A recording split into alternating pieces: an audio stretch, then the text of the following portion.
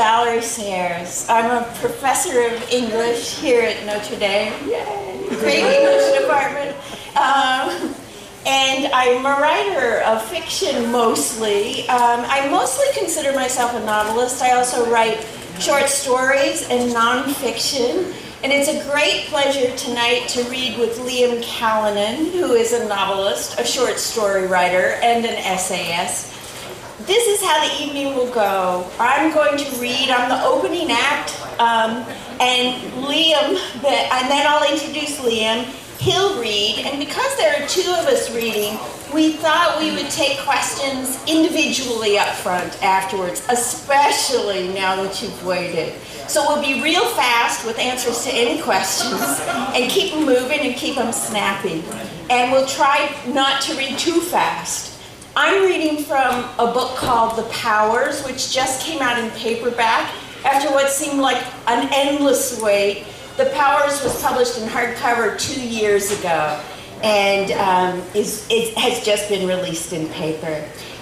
It's a novel set in 1941, which was the year the United States was dithering over whether it would enter World War II. It was also the year that Joe DiMaggio had his famous hitting streak. And the passages I'm going to read tonight are about the much maligned Joe. I'm going to open with a little eulogy, an RIP, for Joseph Paul DiMaggio. The epigraph is from his roomie, Lefty Gomez, great pitcher, who said about Joe during the streak, "He must have been dying inside." His whole life, everybody thought they knew who Joe DiMaggio was. DiMaggio, the hero, walloping the ball to left and saving the season. DiMaggio, the saint, bone spurs digging in like Christ's crown of thorns. DiMaggio, the noble, faithful lover, bowing his head in unspeakable dignity at Marilyn's funeral. But we're not that innocent, not anymore.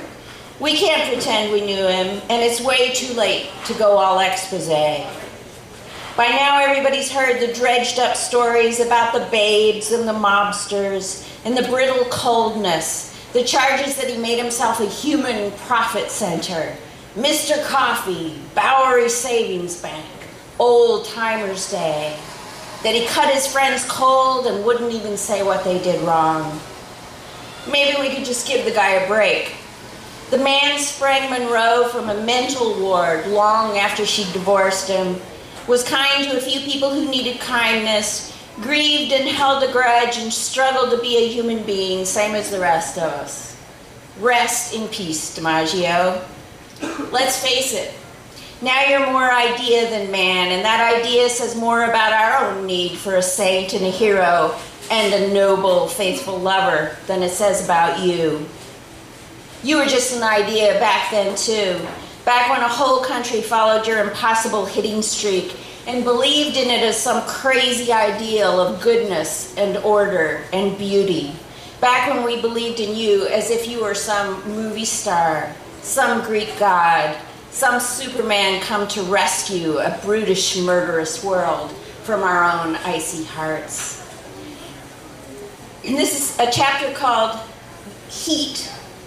And if you're not a baseball fan, you could just picture a movie star or a Greek god, Adonis possibly, comes to mind. June 29th. On the way to Griffith Stadium, the red-faced cabbie tells them that the Nazis are pushing hard into Ukraine and White Russia, and Gomez gives him a conspiratorial look. What's a White Russia? Anyway, DiMaggio can't think about Russia today, can't think about Latvia or Estonia. Cities? States? Countries? The cabbie drones on, but Joe DiMaggio is 2 games away from breaking the Major League streak record, 2 games away from hitting safely in 42 consecutive games. Today the Yanks and the Senators play a doubleheader in D.C. Today is the day. In the locker room, Henrik says it might get up to 100 degrees. The other Yankees groan, but DiMaggio grins into his coffee.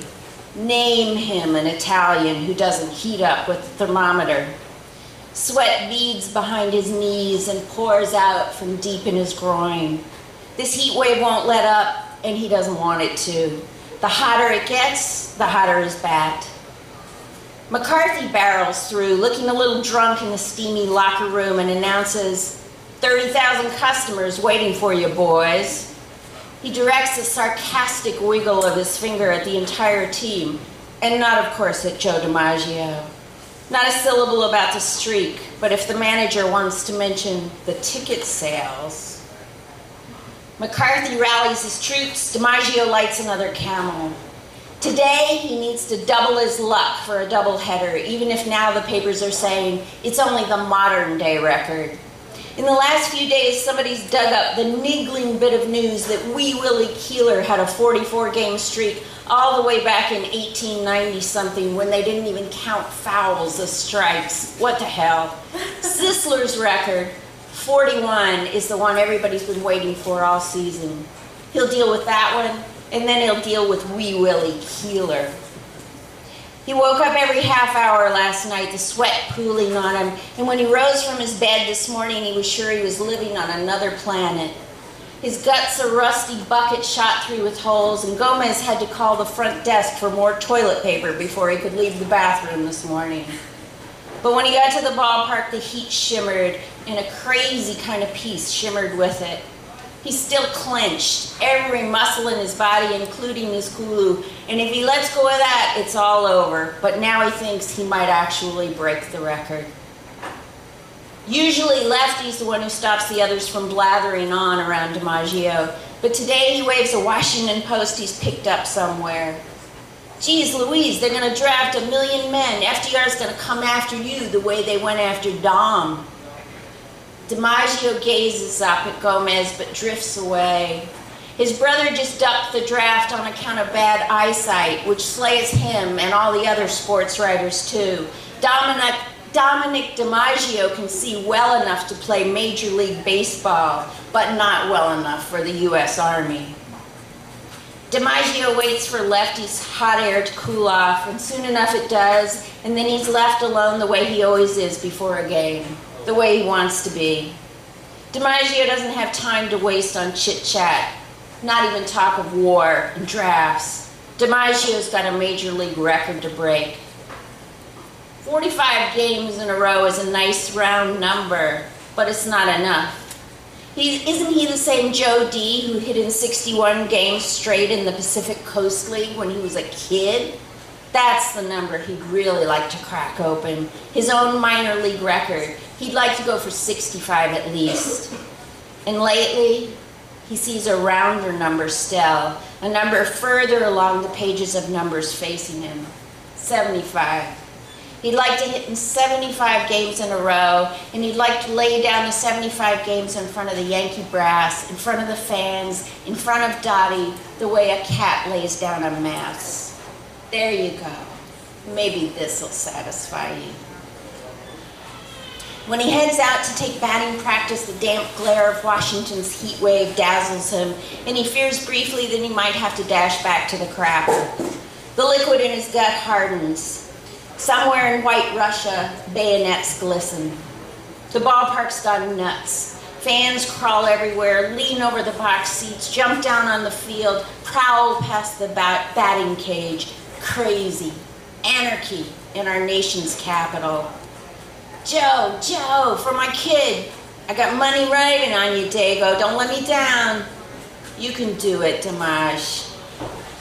The streak has turned him into a patient man, and when the fans manage to get up close, when they stick out balls and programs and bats and dirty envelopes they find in their pockets, he signs away. Why not? He doesn't need batting practice. He doesn't need loosening up. He grins at them the way he grinned at his coffee. The cameras click and flash, and he sees the pictures in tomorrow's paper. He's a charmer for a change. The Roman, Jolton Joe DiMaggio. Cops and security guards march across the field. The Panzers advance on Latvia. The look on his pop's face that spring day, he had him translate the war news. not possible that this will happen. Sign here, Joe. Sign mine. A little smile plays on his lips when the team lines up for the national anthem, only now the ground beneath his feet slopes towards oblivion, and he makes the mistake of looking down. The trains head east, from Paris, from Vienna. It's been more like dying living through this streak. Every day another little piece of him hacked away and served up raw. Hey, Joe DiMaggio. You can do it, Dago. Do it for the fans. Dutch Leonard's pitching for the Senators. Any other day he'd have already clobbered a fastball off Leonard, but suddenly he can't remember why he thought he had it in the bag. Can't remember, now that he's one long, cramped muscle, how he ever managed to loosen his twisted neck. It's already the top of the sixth, and the whole crowd's lost faith. If you wanted, you could reach out and touch the stickiness of defeat in the air. DiMaggio usually takes care of business in the early innings. Now the fans think they're going to walk out of here without getting what they came for. So close, they'll say. So close, but no cigar. What a heartache. Poor Dago. He swings hard at the first pitch, misses. His pop shakes his head in disbelief. What a heartbreak.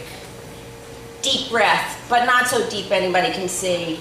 He slides his feet wider, pumps the bat once, takes the ball, 1-1. Leonard winds up again. DiMaggio focuses on the low fastball whizzing toward him till it's 10 feet away, leaves his body, snaps his wrists without being actually attached to them. He hears the crunk of bat against ball, but he's already taken off as fast as his legs, no longer anywhere in the vicinity of his torso, can move, and makes it safe to second. The double ties Sisler's record. And the crowd, as they say, goes wild. Joe DiMaggio allows himself one last brief grin from his safe base and knows he's back inside his own skin. Why does he have to do it this way?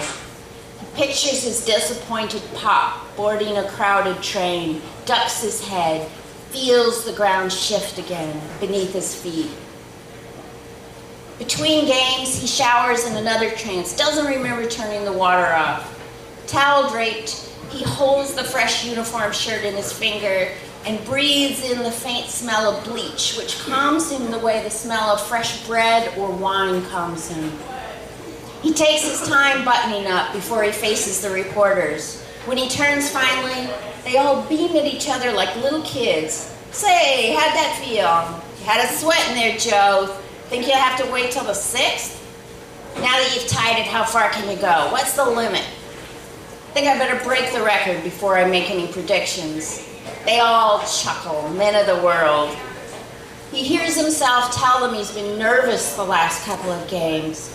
He hears himself say the word tense, and he catches a glimpse of Gomez yucking it up. Yeah, so maybe he's been a little more than nervous the last couple of days. The scribblers don't have to know everything about him. They don't have to know that since the streak started flashing in headlines all across the country, women show up at the front desk of every hotel they stop in. If he tells the desk to send them on up, the dames are already ripping off their blouses by the time he opens the door. His teammates all put out the same story, even Gomez. That Joe, you wouldn't know there was any pressure on him. He comes to the clubhouse, he drinks his coffee, he reads the paper. You'd never know he was feeling any heat at all. They don't have to know, the reporters, that his guts are rotting away, that his wife hounds him, that he smells crushed peaches, that he dreams of crowded trains and his father's bewilderment, that he thinks he's losing his mind. They don't have to know that yesterday in Philly, he and Gomez went to the hospital to see a kid who probably wasn't going to make it. But they do know. Somebody in the front office must have tipped them off the way they tipped him off that a kid named Tony, who wasn't having a lot of good days lately, wanted to meet his hero.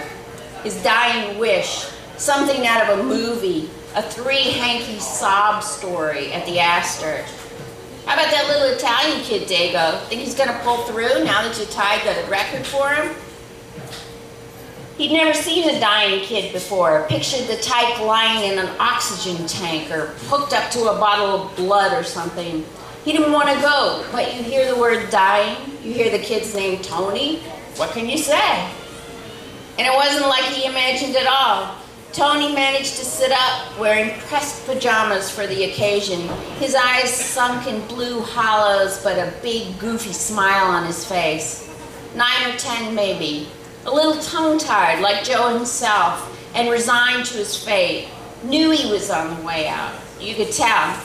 What do you say to a dying kid? Not much. Lefty did most of the talking, as usual. But on the way out the door, DiMaggio told the boy when he listened to the game tomorrow, he'd hear the record smash.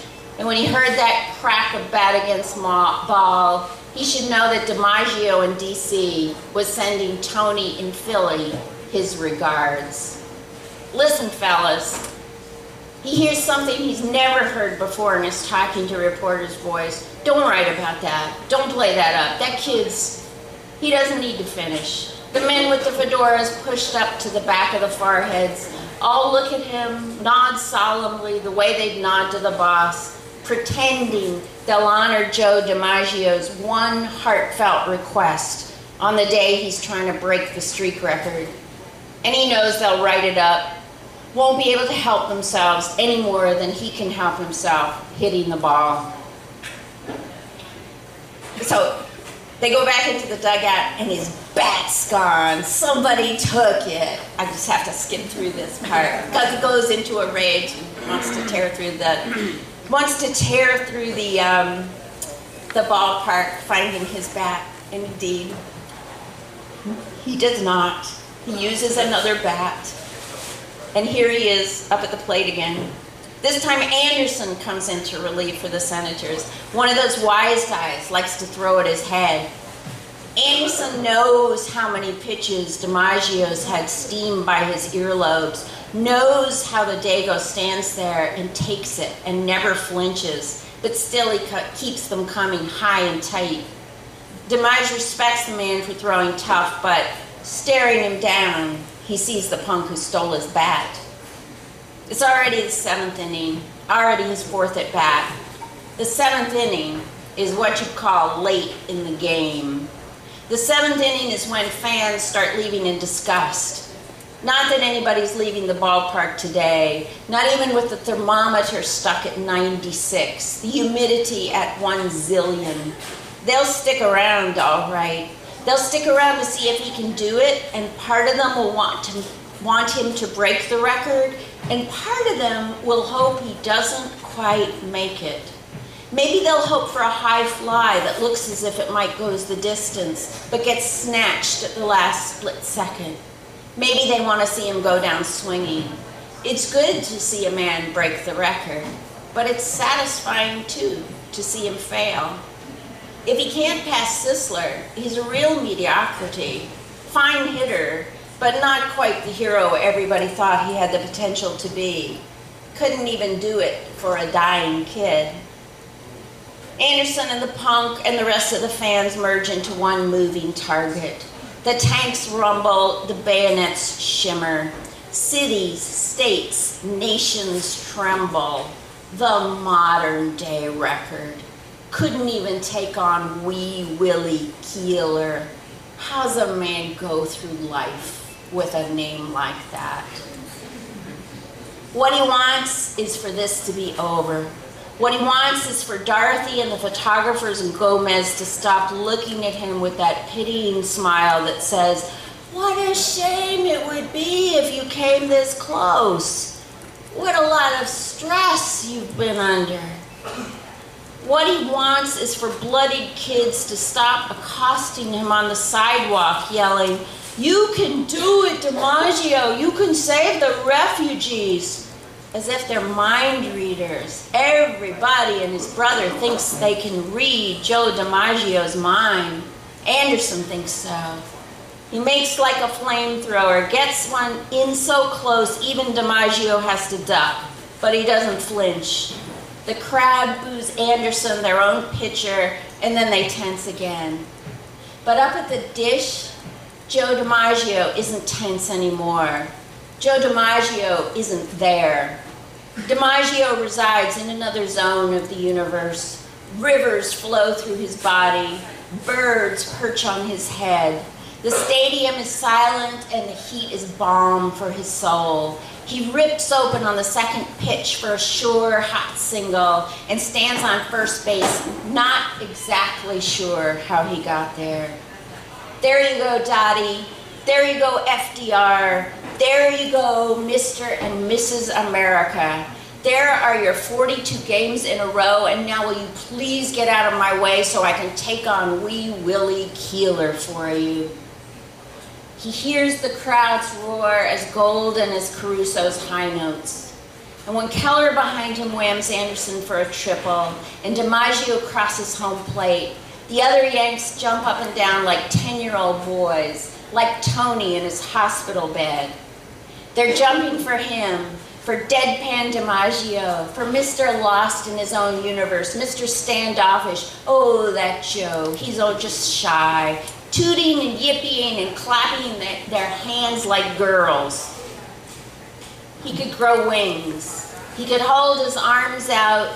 He could be Superman and take off into the stratosphere, scoop up refugees, stop trains in their tracks, shield his brothers from the draft, win the war before America joins the fight.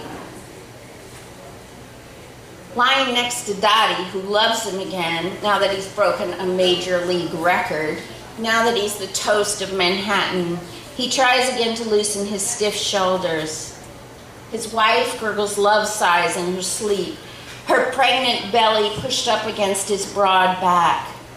His son, he's as sure this is a boy as he's sure he'll hit the ball in game 55, gives him a good kick in the kidneys. Will this boy sit with him one day at the kitchen table and see bewilderment on his face? His father sailed oceans, left his home behind, only wanted one of his sons to fish with him on the Rosalie.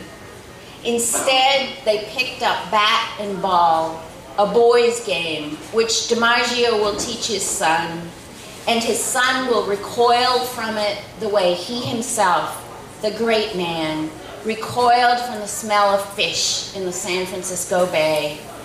He has disappointed someone as long as he can remember him.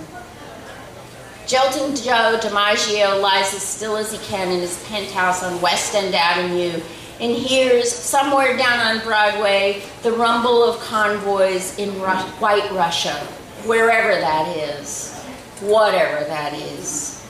He stares out his window at what must be, under all that thick night, a tranquil summer sky. And he doesn't hear for almost a week that the kid was dead in Philly before that first game in DC even started.